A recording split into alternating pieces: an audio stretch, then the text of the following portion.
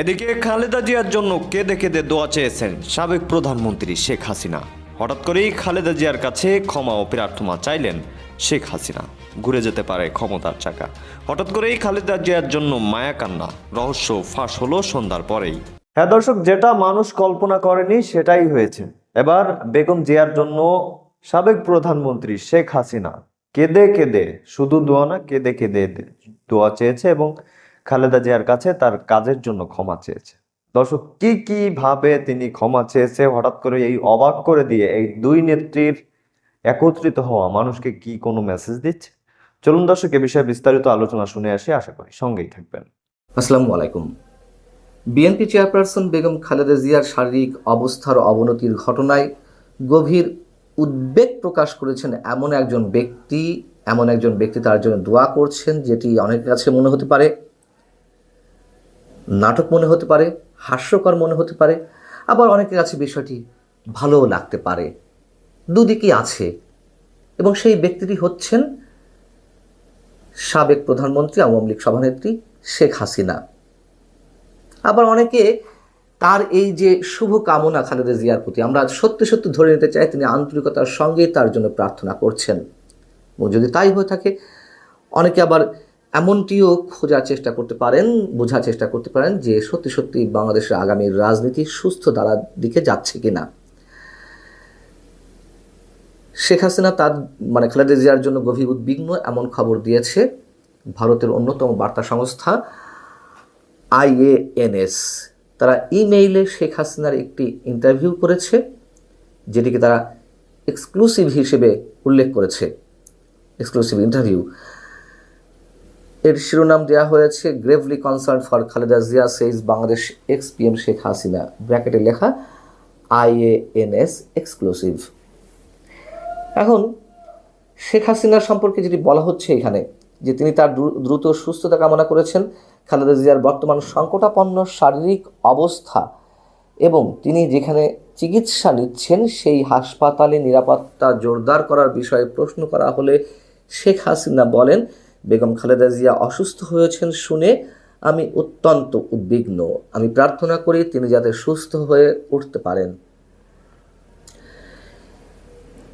তিনি যে উদ্বিগ্ন, তিনি খালেদা জিয়ার জন্য প্রার্থনা করছেন, আমি মন্তব্য করছিলাম যে এই বিষয়টি নেগেটিভ পজিটিভ বা অনেকে ক্রিটিকও করতে পারেন, যেভাবে ইচ্ছা নিতে পারেন, তার নিশ্চয়ই কারণ রয়েছে। গত 54 বছরের ইতিহাসে, স্বাধীন বাংলাদেশের 54 বছরের ইতিহাসে এই দুজন মানুষ 30 বছরেরও বেশি সময় প্রধানমন্ত্রী হিসেবে দায়িত্ব পালন করেছেন, বাংলাদেশ রাষ্ট্রটিকে পরিচালনা করেছেন। কিন্তু তাদের মধ্যে একসময় এমন চরমতর বৈরী সম্পর্ক ছিল, যেটিকে নিয়ে বিদেশি গণমাধ্যম এমন হেডলাইনও করেছে, দুই বেগমের লড়াই। কটাক্ষ করে এমন মন্তব্য তারা করেছিল। আর খালেদা জিয়াকে চিকিৎসার জন্য বিদেশে নিতে অনুমতি চাওয়ার ক্ষেত্রে আমরা দেখেছি আওয়ামী লীগ সরকারের সময় অনেক ধরনের নাটক করা হয়েছে।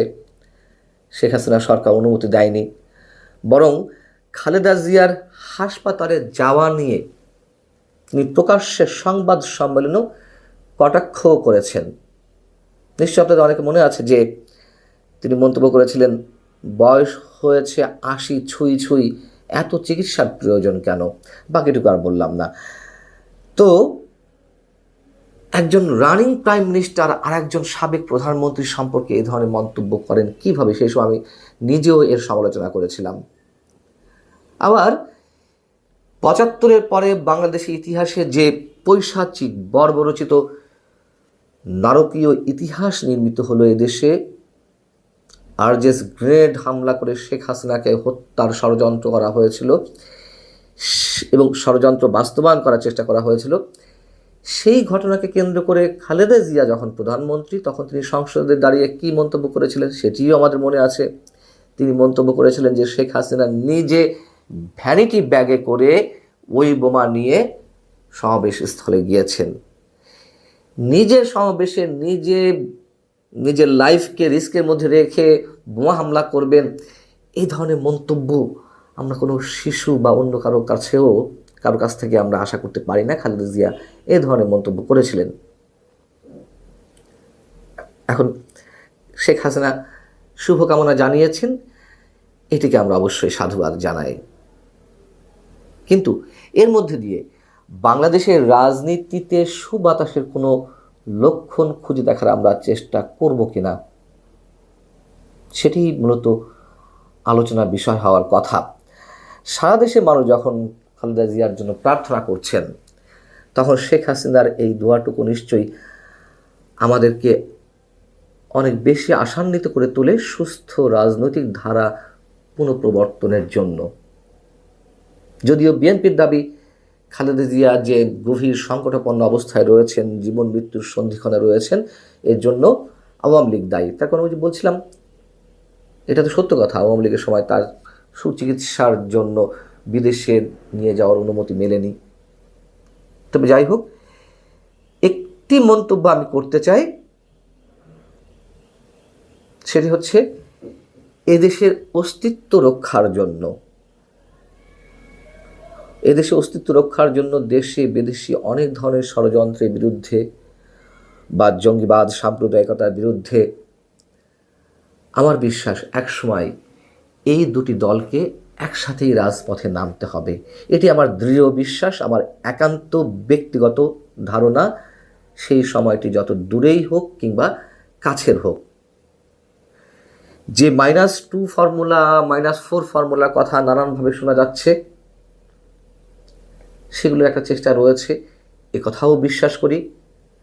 তবে যতই -2 ফর্মুলা ব্যক্তিকেন্দ্রিক বা -4 ফর্মুলা অথবা দুটি দলকেই একেবারে ভ্যানিশ করে দেওয়ার চেষ্টা, ষড়যন্ত্র, অপচেষ্টা যতই চলুক না কেন, আমি আর একটা জিনিস বিশ্বাস করি, সেটি হচ্ছে অন্তত আগামী 50 বছরের মধ্যে এই দুটি দলকে একেবারে শেষ করে দেওয়া, নিশ্চিহ্ন করা কোনোভাবেই সম্ভব নয়। এই দুটি রাজনৈতিক দলের শেকড় দেশের প্রতিটি স্থানের প্রতিটি শেকড়ে এমনভাবে গ্রথিত যে সহজে এই দুই দলের যে সমর্থক গোষ্ঠী রয়েছে তাদেরকে অন্য কিছুতে আকৃষ্ট করা সম্ভব না। যতই এই দুই দল খারাপ কাজ করুক না কেন, এটি সম্ভব নয়।